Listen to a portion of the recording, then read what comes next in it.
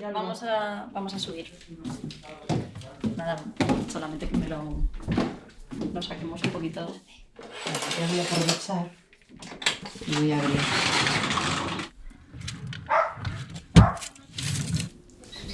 Lo veo y se me eriza la piel. El tacto es suave. Noto el relieve del bordado de las flores bajo las yemas de los dedos y casi sin darme cuenta huele a azafrán. Ese montón de Manila sin duda me ha transportado a la casa de mis abuelos maternos. De mi abuela y mi madre heredé, entre otras cosas, lo delicado del sentido de la estética y la importancia que tienen para mí los olores.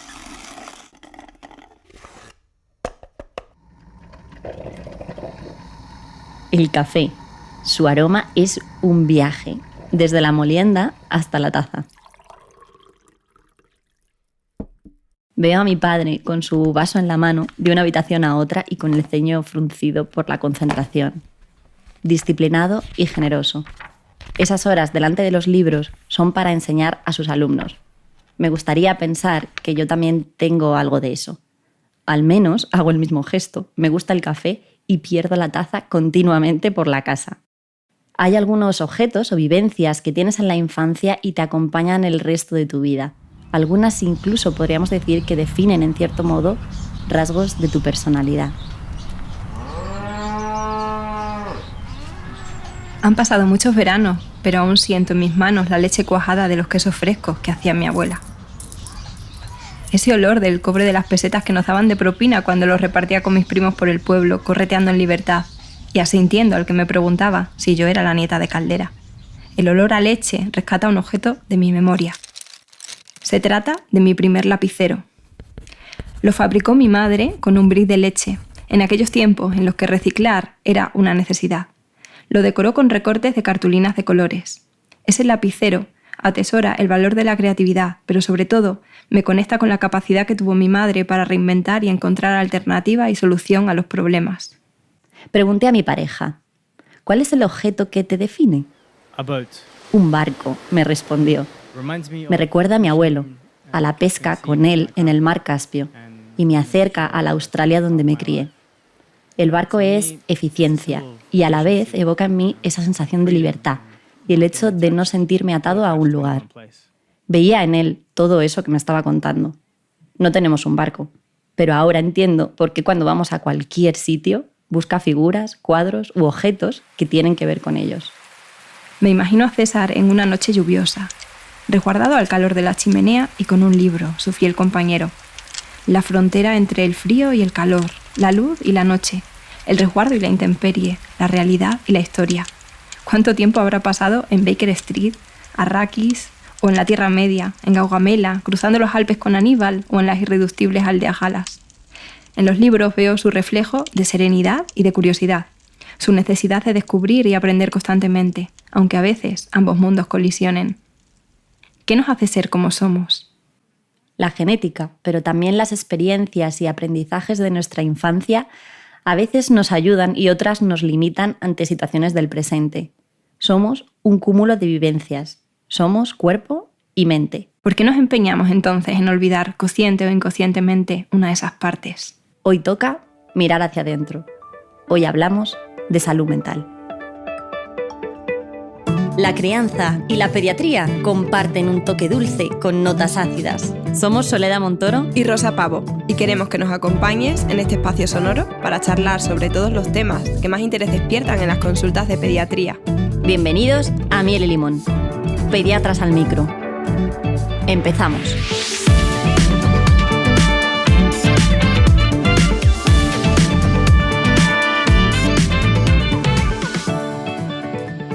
Estrenamos temporada, Sole. Parece mentira, pero ya ha pasado un año desde que nos pusimos por primera vez delante de los micros. Ay, sí, qué bien.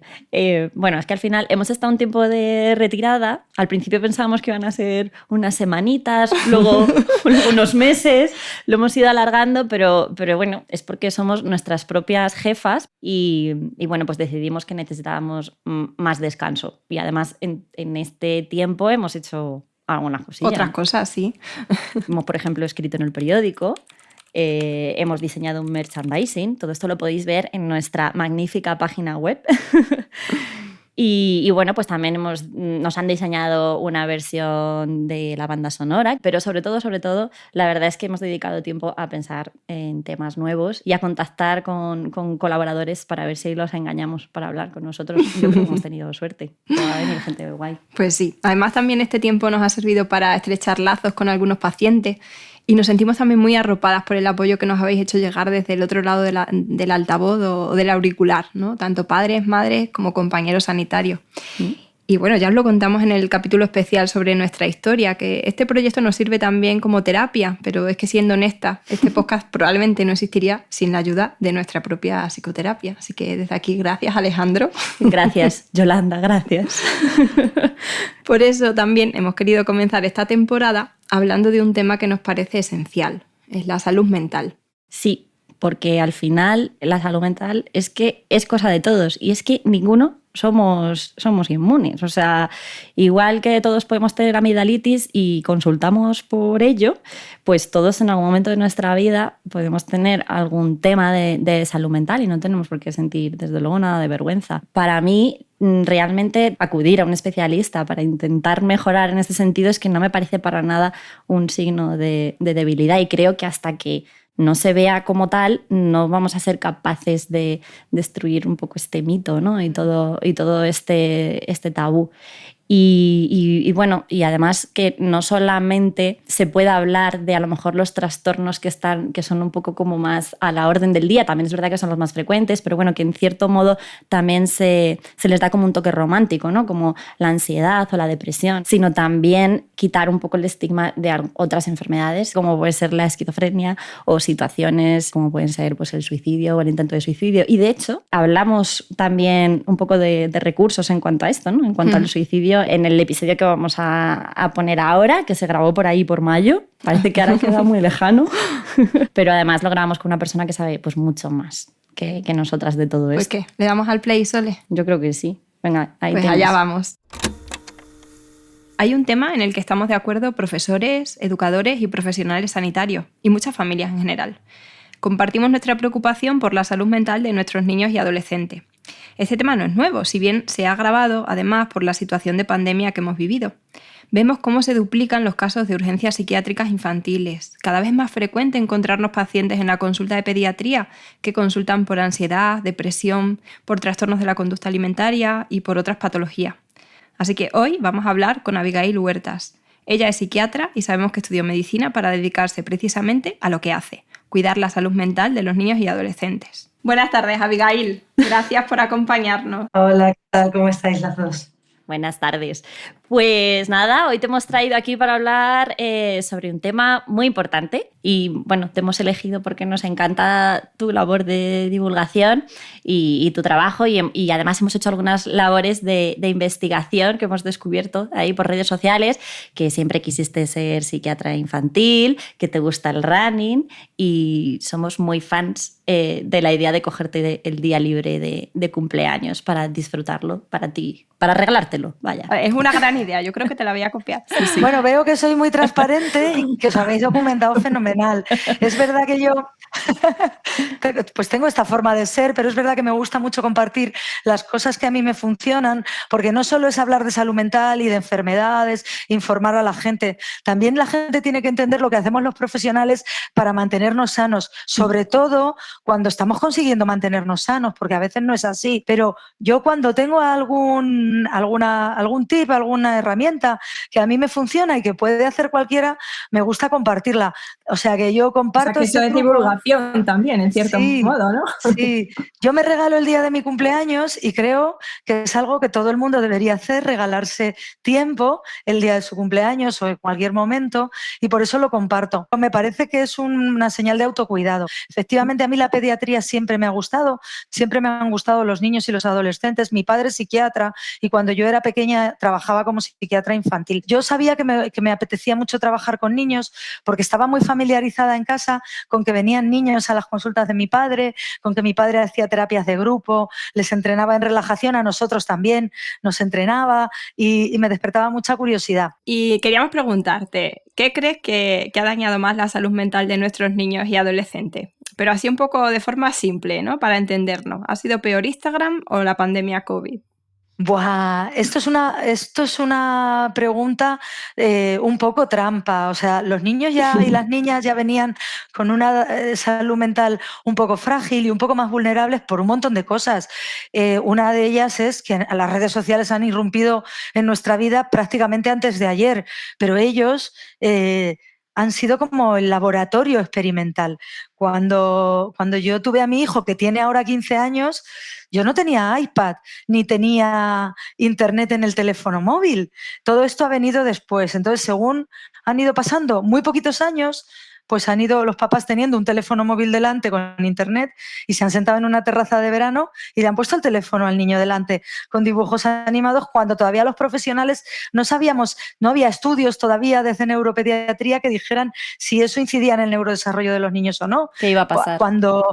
Cuando tuvimos acceso a las nuevas tecnologías en nuestras manos y a la vez tuvimos un bebé en nuestras manos, todavía no se sabía qué influencia tenía la tecnología en el neurodesarrollo. Ahora cada vez se va sabiendo más, pero en muy poquitos años se va avanzando, como cuando se empezó a fumar y se decía que fumar dilataba los bronquios y era una cosa de moda. No se sabía que el tabaco mataba. Entonces, ahora vamos viendo que las redes sociales tienen influencia, pero aparte también nuestra vida está cambiando. En vez de mirar a nuestros niños a los ojos, estamos chequeando el WhatsApp mientras estamos preguntándole los deberes o mirando qué tienen de tarea en el chat de madres en vez de estar prestándoles toda nuestra atención. O sea, también hemos cambiado nosotros y ahora mismo, o sea, yo cuando tuve a mi hijo, cuando me compré un tratado de pediatría actualizado, porque empezó a ponerse enfermo, las bronquiolitis, los broncoespasmos, todas estas cosas que habéis tratado en los podcasts previos. Ojalá os hubiera tenido yo en mi vida. ¿Cómo lo solucionaban las personas que no eran sanitarias? Se va a Google. Si no nos han educado para hacer una lectura crítica de búsquedas en Google, a nadie.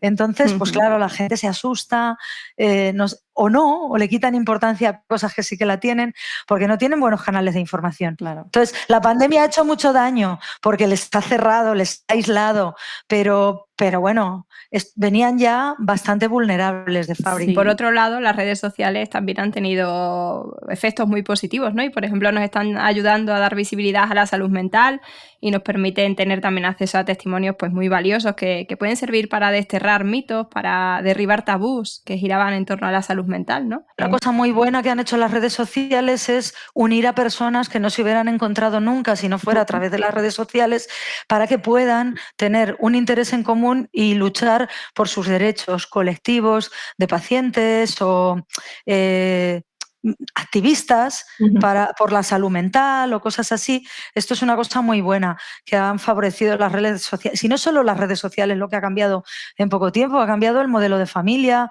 ha cambiado el estilo de vida de las personas. Antes teníamos a la abuelita en casa o a la mamá, ahora trabajamos, hay muchas familias monoparentales que no tienen familia extensa en la ciudad donde viven. O sea, es que ha cambiado un poco todo lo que nos piden los trabajos, los objetivos que tenemos. Yo creo que cuando yo era pequeñita, mis padres hubieran firmado si yo hubiera tenido un piso pagado y un trabajo fijo. Hombre. Eso era como... Pero ahora hay que tener el último modelo de coche, hay que tener el teléfono móvil de última tecnología, la consola que acaba de salir, todas esas necesidades que se genera la población ahora por el marketing, por la publicidad, no lo teníamos antes y ha pasado muy poquito tiempo.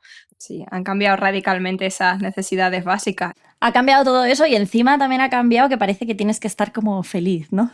Todo el rato, que ahí es donde viene la cosa, ¿no? Un poco esa toxicidad Mr. Wonderful que hay, que es verdad lo que ha dicho Rosa, ¿no? Yo creo que ahora ya es todo el tema de la salud mental, como tú también nos has explicado antes, es mucho más visible, pero sin embargo es verdad que, a lo mejor aquí voy a abrir un melón un poco delicado, es verdad que sí que es...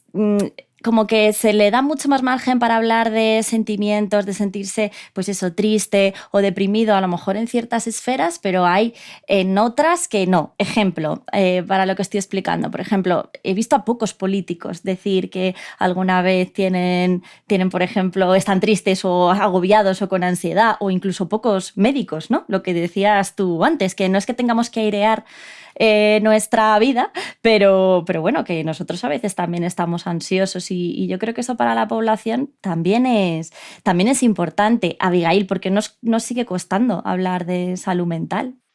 Pues un poco por todo. Es verdad que es como una señal de debilidad y sí que es cierto que ahora como el modelo que tenemos a través de redes sociales, de la televisión, es de gente capaz, gente potente, gente que no es débil, que es fuerte para todo y que además disfruta de la vida, ¿no? Y disfruta con lo que tiene, con lo que le dan, con la suerte que ha tenido.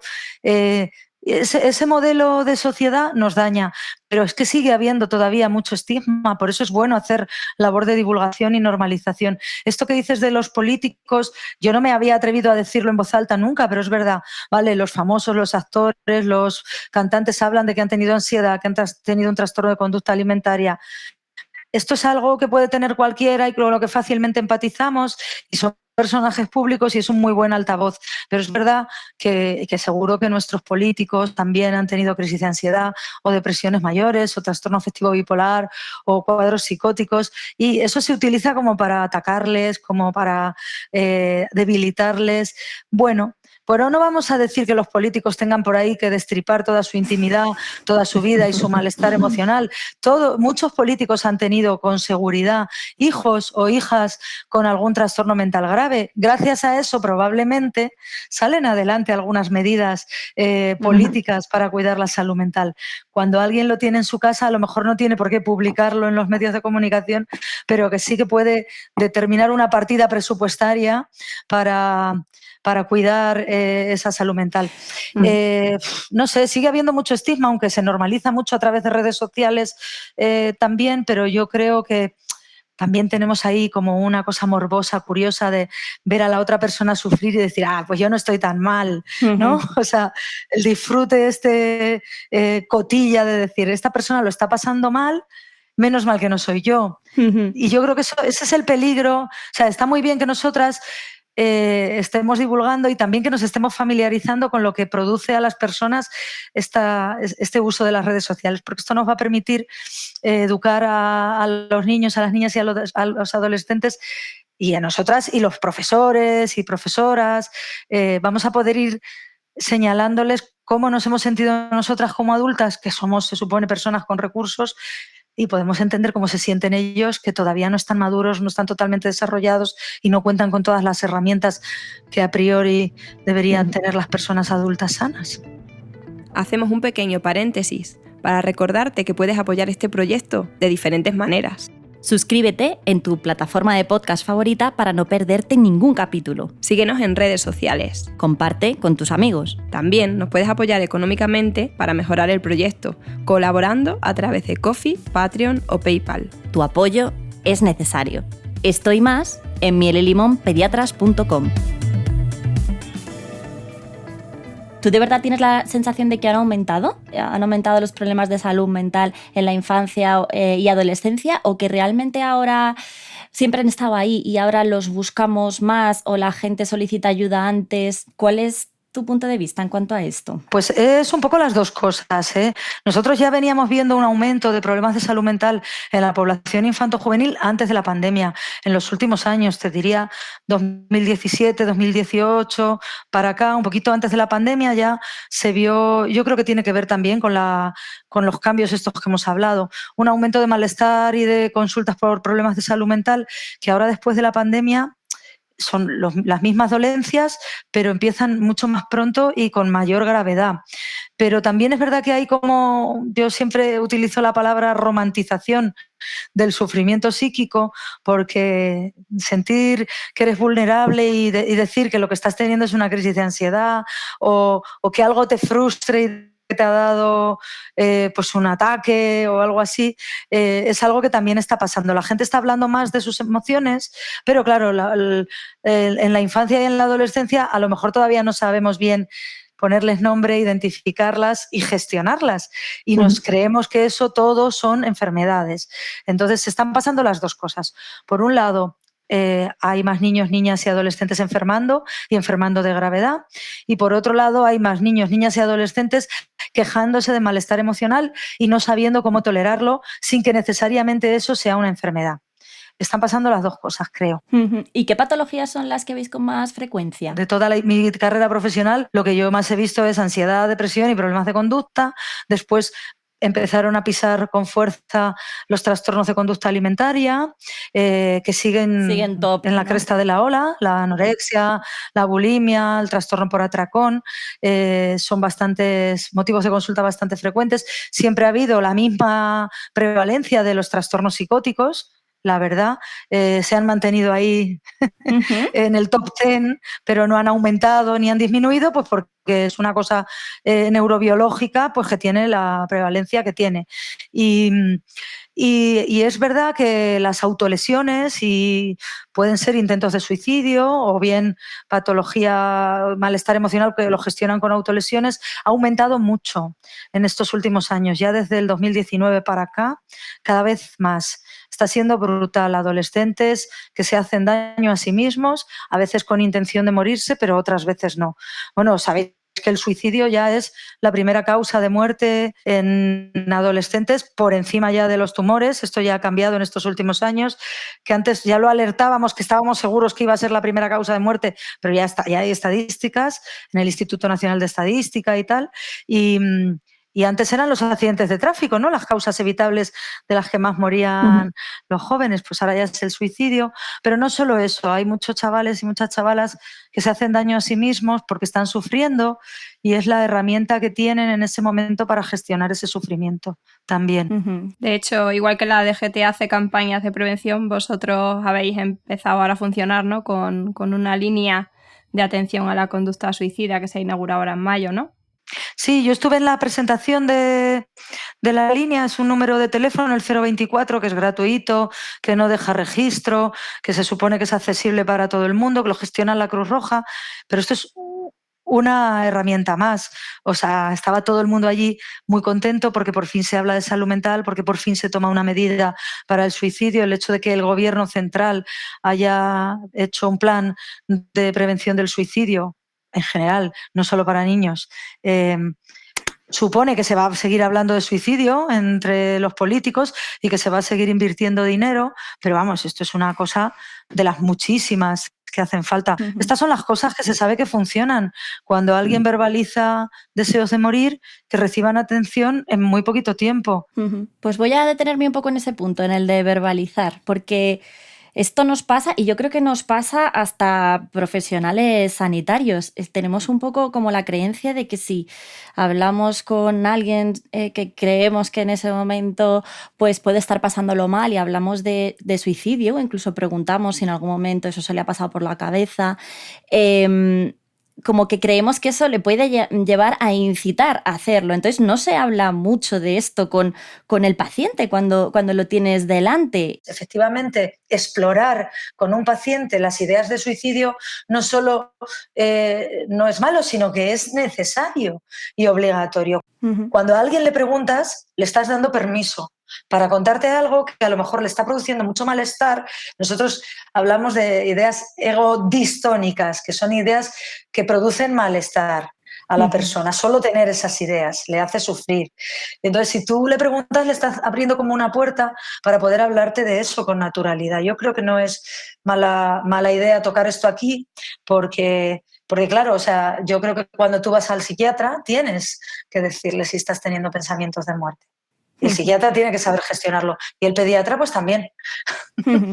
Sí, fíjate, yo creo que ahí a lo mejor ya cuando van a una consulta de psiquiatría probablemente como que se dé, entre comillas, un poco como se da por hecho que sí que puedes hablar de eso, pero creo que a veces les resulta difícil hablar de eso en otros contextos, entonces somos a lo mejor nosotros un poco los que tenemos que indagar un pelín. También incluso la familia, ¿no? Tiene que atreverse en momentos en los que ve a su hijo o a su adolescente mal, sufrir, a preguntarle si ha tenido también ese tipo de pensamiento. Debe ser súper duro, pero las familias tienen que tener la oportunidad y el permiso y la posibilidad de hacerlo si se les pasa por la cabeza. Se trata de estar sensible y cuando es el momento oportuno y con un lenguaje apropiado a la edad del niño o la niña y a su desarrollo emocional, poder abrir esa puerta de en algún momento que te has sentido mal, has tenido pensamientos muy negativos o muy negros, o muy desagradables, o pensamientos feos. ¿Te ha venido algún pensamiento malo? Pero algún pensamiento malo como de querer terminar con todo, de querer acabar.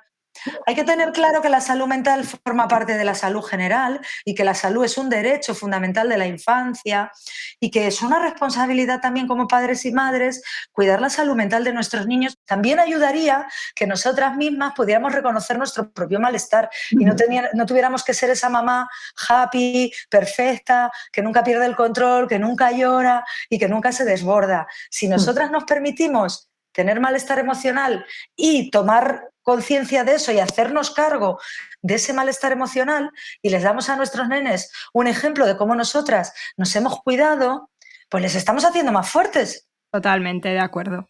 Hay que ser ejemplo en todo y también en concederte malos momentos y admitirlos en público, ¿no? Incluso delante de tu familia y de tus hijos. Sí, o sea, que yo creo que al final, y que no siempre es un trastorno mental como tal, es que hay momentos o etapas, ¿no?, en las que te sientes un poco más, pues eso, como saturado, y es importante hablarlo también, que parece que siempre tenemos que hablar sobre alegría y tal, pues bueno, hay que validar también esas emociones y lo que decís. Claro, es lo que estábamos hablando antes, que además de que han aumentado los trastornos mentales, es que los chavales y las chavalas no tienen herramientas para gestionar el malestar, porque nosotros y nosotras les blindamos y somos papás y mamás perfectos que no tenemos ni un momento de debilidad. Qué duro tiene que ser adolescente, sentirte mal y decir, voy a decepcionar a mi mamá porque mi mamá nunca se siente mal. Tiene que ser durísimo y no es verdad, además, que tu mamá nunca se sienta mal. Lo que pasa es que te quiere proteger y te protege ocultándote todo lo feo de la vida, ¿no? Es un poco lo que está pasando. Sabemos que es importante compartir alguna comida con nuestros hijos, algo que antes se hacía siempre y que ahora no se hace casi nunca, y nos esforzamos por ello. Sabemos que es importante tener momentos exclusivos, el momento del baño, el momento del cuento o de ir juntos a hacer un recadito, pero los hacemos porque hay que hacerlos, pero nos perdemos la oportunidad de disfrutarlos y de recibir información en esos momentos. Pues mira, si quieres, seguimos hablando de los más pequeños que también han sufrido mucho en la pandemia. Y a mí no se me olvidará la imagen de cuando mi hijo, que tenía más o menos 1 año y medio en marzo de 2020, el momento en el que tuvo la oportunidad de ir por primera vez al parque después de 2 meses sin salir a la calle, ¿no? Entonces lo recuerdo agachándose y cogiendo cada hierbecita de las que nacían en los adoquines de ese tiempo que nos habían pisado. Y también recuerdo la cara de miedo, de pavor, de pánico que puso cuando vio que había otros niños en el parque, después de decirle que no se podía acercar a otros niños. Entonces, obviamente, volviendo la vista atrás, yo habría hecho las cosas de forma muy diferente, pero todavía me sigue sorprendiendo que algunas familias tienen miedo a llevar a sus hijos a la escuela infantil, han evitado relacionarse con otras familias con niños, incluso con sus familiares, ¿no? Entonces, ¿qué podemos contarle a las familias de niños pequeños sobre la importancia de la socialización en esas etapas, Abigail? Pues muy bien, claro, es muy importante esto, sí. Es muy emocionante cómo lo cuentas, porque es que es así como lo ha vivido la mayoría de la gente. Es verdad que relacionarse y recibir el estímulo del ambiente, es que a veces es que no podían ni salir a la calle los pobrecitos para ver volar los pajaritos y moverse las hojas de los árboles por el viento, ni tocar las distintas texturas que había en el jardín.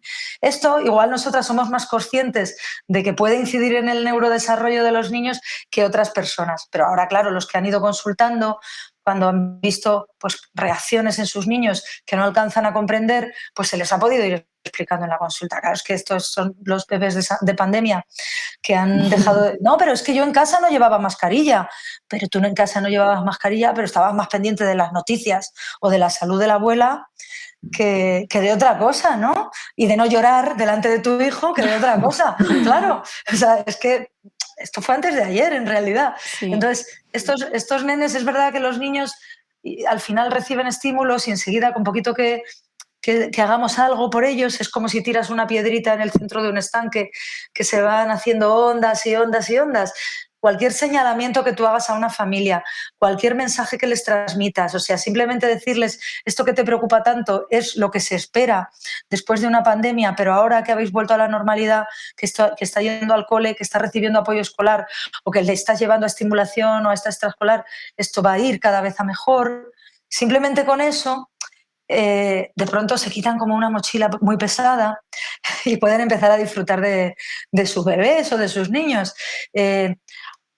hay familias que desgraciadamente pues han tenido niños con problemas graves, que lo que yo siempre planteo es, yo soy de naturaleza optimista pero bastante realista. Entonces hay niños con problemas del neurodesarrollo que ha podido en un principio decirse, buah, es porque no están estimulados por la pandemia, pero cuando llegan a las consultas de pediatría y otra vez se han retomado las revisiones del niño sano y todas estas cosas, enseguida se ha detectado, y yo creo que más pronto que si no hubiera habido pandemia, porque no hubieran consultado, tal vez, ¿no? Hubieran estado esperando o no sé. Y nosotros estamos viendo, pues eso, que llegan niños como con problemas de lenguaje, con problemas madurativos, con problemas de comunicación, y en general son bastante agradecidos con la estimulación, con la atención temprana, en cuanto empiezan con los logopedas y con profesores de apoyo, empiezan a ir a terapias, empiezan a mejorar rápido, y no tengo yo la sensación de que esto vaya a incidir gravemente en el desarrollo en general de los niños, salvo los que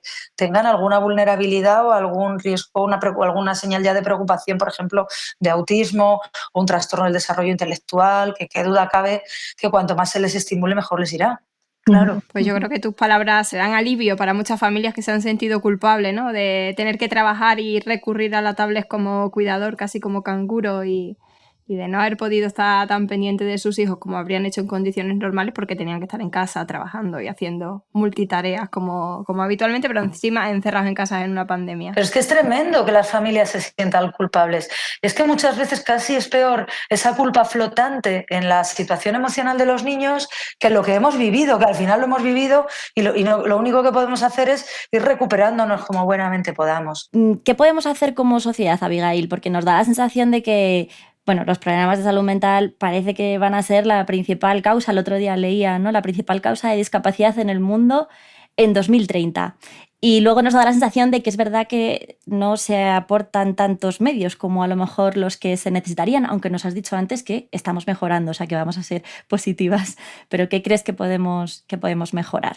Desde nuestro pequeño altavoz sí que podemos decir que tenemos que estar atentos a cómo nos sentimos nosotras mismas como adultas, que tenemos que estar atentas a cómo nos hablamos y a cómo verbalizamos nuestro estado emocional. Tenemos que tener mucho cuidado de cómo hablamos de nosotras mismas y de la salud mental de los demás delante de los niños y de las niñas. O sea, tenemos que ser muy respetuosas en el lenguaje cuando alguien llora, cuando alguien se piensa como débil o como vulnerable o como frágil, porque es verdad que esta sociedad tan competitiva es como poco respetuosa con la gente que no puede o que tiene que parar en algún momento. Entonces eso es una cosa que tiene que cambiar toda la sociedad. Hay que invertir en recursos humanos, hay que contratar más profesionales sanitarios y educativos, y hay que hacer un montón de campañas de prevención. Pero hay que empezar a cuidar la salud mental ya desde la tripa, O sea, hay que hacer salud perinatal, hay que hacer educación